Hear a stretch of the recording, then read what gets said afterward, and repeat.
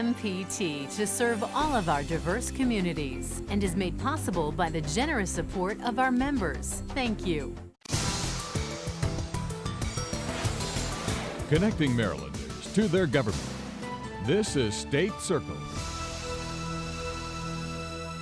Good evening. Welcome to State Circle. Coming up tonight, analysis of Governor Hogan's decision to veto the Kerwin education plan and why just sitting on your front steps is taking on new meaning. That's ahead, but first tonight, an update on the state's battle with the coronavirus.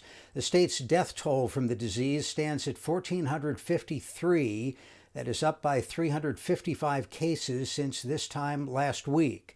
The number of patients in intensive care has remained steady over the week between 500 and 600 people. With the situation stabilizing a bit, Governor Hogan relaxed restrictions on some outdoor activities, including camping, boating, and golf.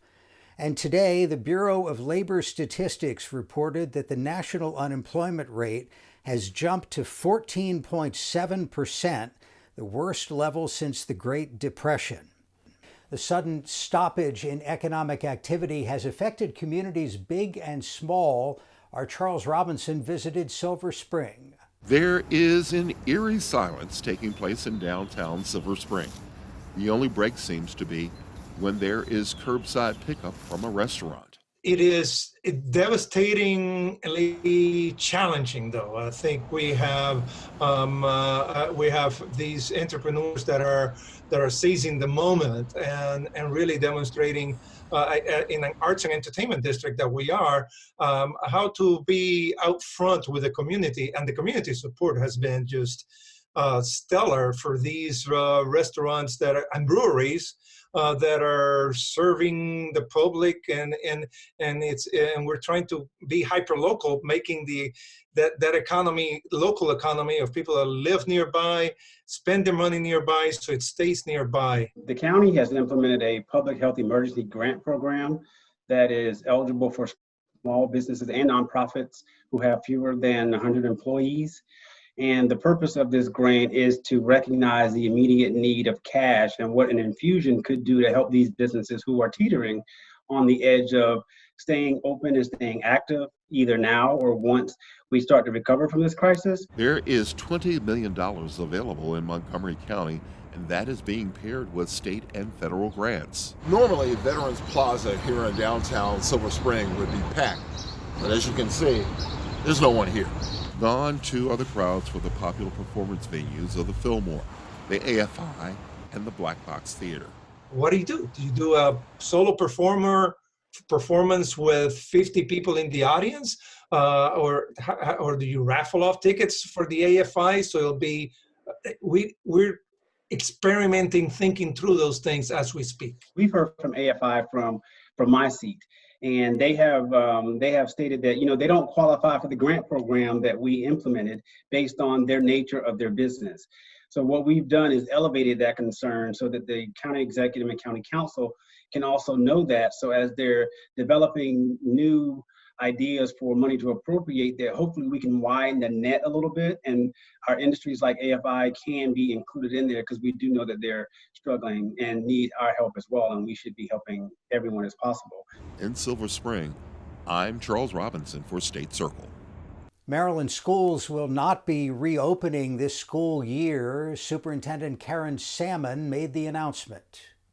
Today, I am announcing the closure of schools for the remainder of the 2019-20 academic school year.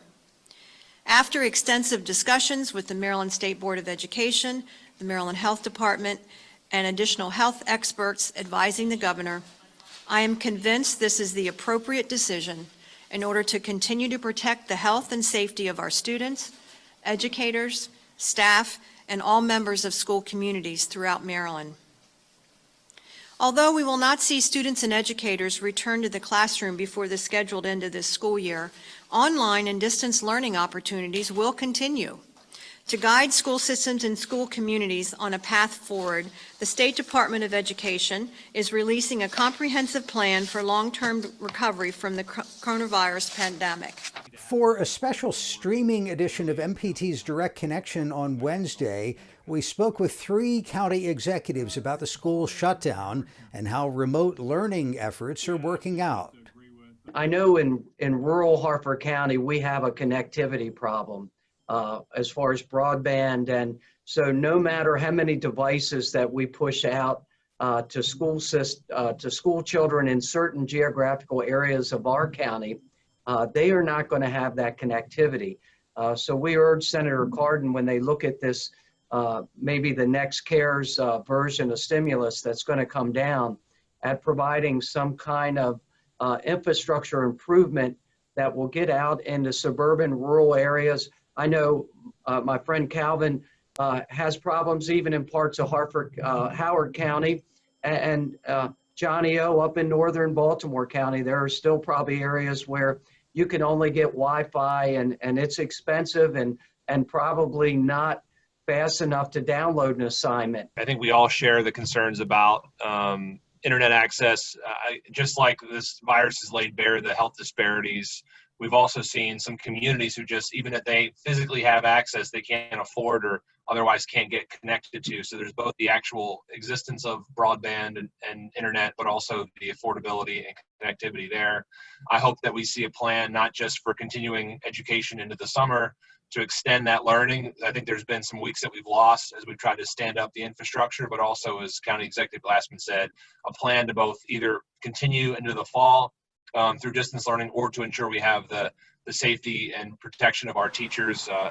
I'm a former teacher, always sort of thinking through that lens for both our teachers and our students and our families alike as we think about how long this might go on. Concerned about all of the children who only sometimes got their one meal in schools. I'm concerned about where we began, like I indicated in my family, where we might have 4 people having to work on different devices. There are some families that don't have access to that many devices, or as county executives Olszewski and Glassman talked about, the bandwidth isn't that strong. I'm concerned about some of our kids who have IEPs or our kids with disabilities who needed that classroom instruction and aren't necessarily online learners. And so there are numerous issues that, frankly, in this Teacher Appreciation Week, when many of our teachers didn't sign up for the pedagogy of distance and online learning and are stepping up and learning how to try to take care of their children and not just teach the ABCs and 1, 2, 3s, but foster a culture where our children can learn and grow in a way that they hadn't necessarily prepared for. I'm concerned about them, and I want to make sure that they have what they need to be successful. And State Circle continues right after this. Drop your phone and just be in the moment. You guys ready? Yeah! It's a thrill to see images of a new world for the first time. I want to look back and say, I learned something. That is where transformation happens. I see people cry on this show, and I'm like, what y'all doing, man? Out of the water came this giant thing. That's incredible. I feel it in my bones. It's so totally amazing.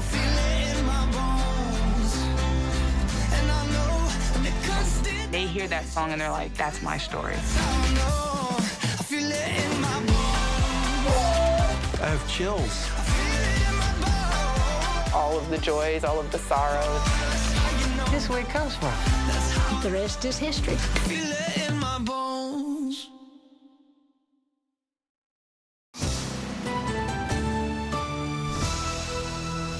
Joining us for the Political Roundtable this week, reporters Aaron Cox of the Washington Post and Luke Broadwater of the Baltimore Sun. Thanks for being with us. We've looked at the major veto decisions from the governor. Anything on this list, major, minor issues that stands out for you? Any surprises here? I think there were a lot of surprises here, but that doesn't make any of these decisions inconsequential. The biggest thing that the governor did was he put an end to a massive overhaul of Maryland's public schools. If this thing went It would have changed how all students in Maryland are educated for the next generation. It would have touched every corner, kids toddler to seniors in high school, and even beyond. And the governor put an end to the entire thing, saying it would be essentially reckless to spend the kind of money it would take to overhaul Maryland schools when the economy is what it is right now. Luke, your thoughts on that? Yeah, I think that the big ticket item here is the Kerwin bill that Aaron just mentioned. The governor had signaled for a while that he planned to veto that. I think he probably planned to veto that long before the pandemic, and this was gave him more of an argument to do so. What was interesting was some things that he probably would have allowed to become law before that he now vetoed. I think about the settlement of the lawsuit with the historically Black colleges and universities.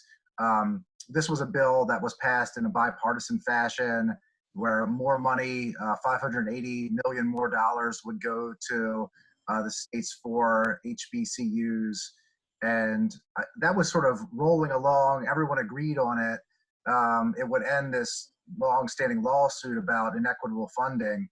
And that was on the veto list as well. So you did see some things shift from probably easy passage to veto due to the coronavirus. But I do think the governor probably has been opposed to Kerwin for some time. Obviously he's been very vocal against it, calling it the Kerwin Tax Site Commission, and really bashing it at every turn on social media. So that was in keeping with the way he's been positioning himself for some time.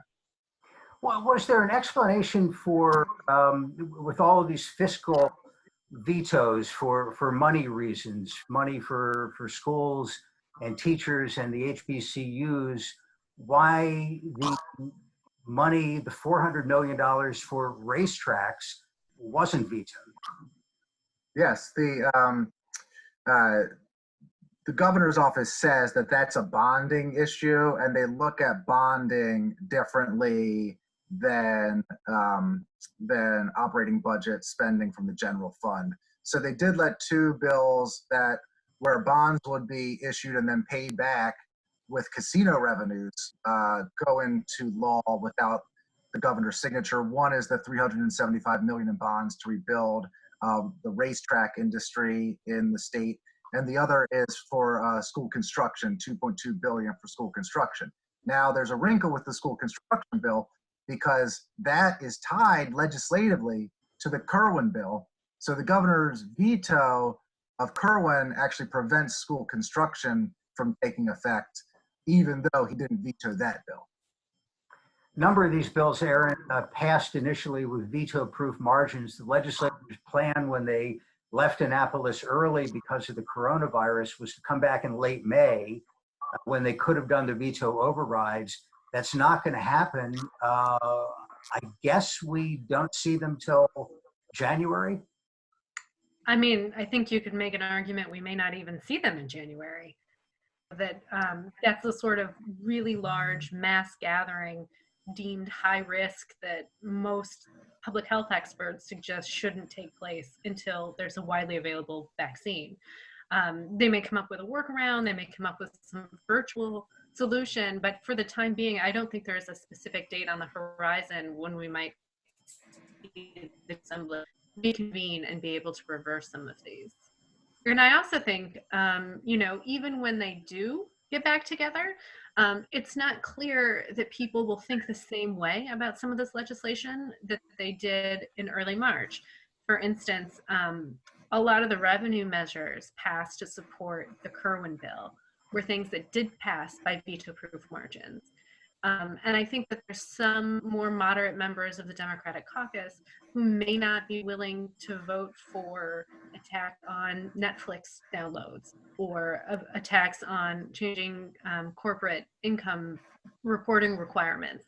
A tax that would increase some corporate tax liability. That those things seem reasonable and doable before you saw 500,000 Marylanders on unemployment and the state losing as much as 15% of its revenue in just 3 months, that the context of everything has really changed. And so when they do get back together, I don't think it's a guarantee that veto-proof margins in March translates into a veto override whenever they get back together. It's crazy to think that the unemployment rate when all this was passed was 3%. And the unemployment rate we find out today is almost 15%. Completely different world. And we don't exactly know what the hit to the state treasury is going to be and to local governments at the same time, because we don't know yet if there's going to be a big federal bailout of state and local governments. So how can they even make this? Yeah, I think that's one of the other reasons it's kind of premature to suggest anybody knows how this is ever going to shake out. That, if the states and local governments get a federal bailout is a question. How big it's going to be is a question. How much flexibility they have on what they can do with that money is the question. How long this goes on and how long it costs the state. How long the state is paying these enormous tabs for all of the public health response that they've been putting out, in addition to helping try to shore up the economy and help out all of these unemployed workers. There's just so many question marks here that trying to set either a timeline or foresee the future is it's basically like reading a horoscope. I do think that some of these bills are such deep democratic priorities that when the legislature can reconvene, they will override. They feel, especially on the Kerwin bill, that they have a fiscally responsible trigger in there. They added language that says if the economy dips below 7.5% of revenues in a given year, that the bill doesn't take effect, the increased spending doesn't take effect. So they feel that they have passed fiscally responsible legislation, and leadership is super committed to this, and I do expect them to have the votes to override that veto when they resume. Just because I can't see Bill Ferguson and Adrian Jones not making sure they get those moderate Democrats to vote their way on that one. Before we go, a quick word of congratulations to Luke and his colleagues at the Baltimore Sun for their reporting, breaking the story, following up on the story. The Healthy Holly scandal led to the resignation of the mayor of Baltimore. They were awarded a Pulitzer Prize this week, which is a very big deal. So congratulations on the hard work and the big prize. Yes, congratulations. Thank you so much. It's been a big week for the paper, and it was a much needed boost to the journalism we're doing in Baltimore. Luke Broadwater, you can read his work at baltimoresun.com and in the print newspaper. Same with Aaron Cox at washingtonpost.com. Thanks to both of you. Now, gathering on the front steps of your home has taken on a whole new meaning in this pandemic, as our Sue Copen explains. In this Annapolis neighborhood, several dozen families are taking to their porches and front steps. Everyone participants in the Front Steps Project. The Front Steps Project is a nationwide grassroots photography project. The goal, to bring communities together. It started in Massachusetts weeks ago and has spread to cities and towns around the country. I know it started a while ago. I have a photographer friend in Pennsylvania that she had been doing them there. And so I knew it was a thing. Thanks to a local post on social media about the project, Melissa Sarovi and her family had the chance to participate, and her daughter was all in. She was happy to have her hair braided with curls in her hair and pick out her own outfit, and she was couldn't wait for them. We talked about them for about 2 days. Neighbor and professional photographer Grace Medina got involved after also seeing something on social media. My husband essentially kicked me out the door and said, go do something because, this is what you love doing. Photographers volunteer to take the photos, asking only when possible that a donation be made to some charity or project. Medina's choice, a GoFundMe project created by a friend to get face masks to medical personnel on the pandemic frontline. And he has organized this campaign for 10,000 masks for New York, but it has expanded so much that now they're shipping it to Boston and Detroit and other places in America.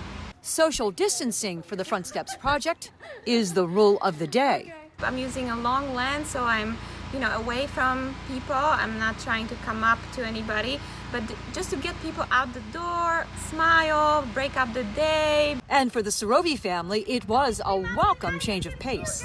That was the first time I haven't been in a t-shirt and shorts in about 6 weeks. Oh yeah, I haven't had makeup on for like 3 months.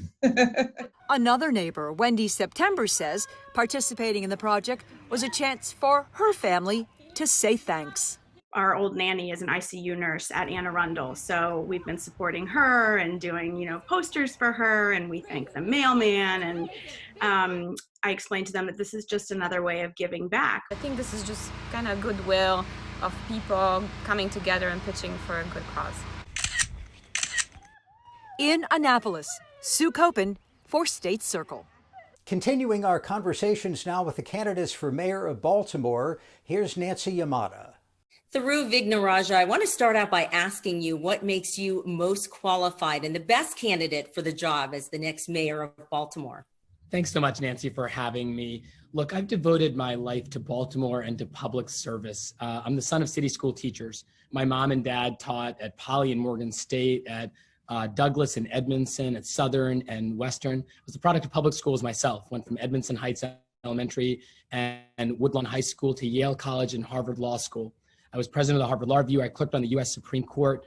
I was a federal and city prosecutor and then deputy attorney general for the state of Maryland. I say all of that because Baltimore is in a crisis of crime. Our economy is struggling. Our schools are broken. And I've devoted my life to trying to tackle the hardest problems that our city has ever faced. Crime is the number one problem. We know we have to tackle it, but there's complex problems around the corner. And I'm really proud of having a record, not only of public service, but a record taking on these really complicated problems in a lot of various different arenas and contexts. I'm curious, with 300 homicides annually for the past 5 years, what ideas do you bring to the table to really turn this around? We have pledged to bring murders below 200 or I won't run again. That is partly because I know we can get there, because when I was chief of major investigations, we had murders below 200. It's also because I have the experience. I'm the only one who's been a prosecutor at the federal, state, and city level. I've seen it all. We put a concrete plan out at through2020.com. You will see a plan. It's 26 pages long, but there's a 2-page summary. And it starts by pointing out that every candidate, every campaign says the same thing. We're going to go after the guns. We're going to have to go after the gangs, the violent repeat offenders. But what's next? We identify 20 things that Baltimore City has never done before that I'm pledging to do. We've used wiretaps, but never 12 simultaneous wiretaps of the 12 deadliest gangs driving 26% of the murders. We've tried recruiting strategies, but never a college cadet program to recruit 600 more police officers. We've used burglary cases, but never used burglary cases to go after carjackers and killers, because 40% of the DNA and fingerprints in burglary cases hits off the federal database. We've partnered with the feds, but never had the feds take responsibility for all carjackings, commercial and bank robberies, and gun cases. Those are the things that you learn, not as being president of the Harvard Law Review, but being a prosecutor in the trenches of Baltimore City. I'm really proud of that plan. The former chief of police in Baltimore County, Jim Johnson, said it was the best shot of changing the trajectory of crime in Baltimore in a generation. This past year, Baltimore saw its biggest population loss in a decade. In 1 year rather, but how do you propose that you can help reverse that trend? People cited crime, poor performing public schools, lack of affordable housing as some of the reasons why they were leaving Baltimore. Yeah, let's be clear. In 2020, Baltimore is the only city in the country that is declining in population and smaller today than we were in 1920. That's a tragedy, but it's also easy to explain. We have the highest property taxes in the state. We have some of the worst schools in the region. We have the highest murder rate in the country. Nobody's going to pay twice as much in property taxes for terrible schools and high crime. We have to address crime because that is the dominant headline of our local and national narrative. We also have to cut property taxes in half. We have to rebuild our schools and reimagine the kind of investment that we need there. All of these plans, the details of which are on our website, have been applauded. The Maryland Public Policy Institute called the economic recovery plans of our rivals vague, predictable, and quiet. Anirban Basu said this laid out a great vision for Baltimore. Frank DeFilippo, with respect to our crime plan, said it was the most robust, comprehensive crime plan of anyone, including the police department and the Justice Department. I say that because the details matter. I've devoted myself to public service, and there's a real chance to write a different chapter for Baltimore going forward. Last question, should you become mayor, what would be your priority as it relates to helping Baltimore recover from the fallout from COVID-19? And we have about 30 seconds. Yeah, very important. $250 million stimulus package immediately to get people working again. We have schools that are empty. We could be putting air conditioning and heating units in those things right now. Our streets are relatively empty. We could be doing renovations and repairs to our roads and bridges right now. That's where it starts. Next generation New Deal, cut property taxes in half, and get Baltimore back on track. Thiru Vignarajah, we thank you for your time and for sharing your vision with us. Thank you so much, Nancy. Other candidate interviews can be found on our website, mpt.org/statecircle. A programming note, we're participating in a remote debate in the mayor's race. It's being produced by WBAL-TV. That airs Wednesday at 8 on MPT. And you can see more of our local reporting on YouTube. Search MPT News. Coming up Monday on Direct Connection, expert answers to your coronavirus questions. Is it safe to hit the beach or even the supermarket? Join us for answers to your questions Monday live at 7. We leave you now with video from today's salute to frontline heroes in essential industries, a flyover by the Maryland Air Guard's A-10s.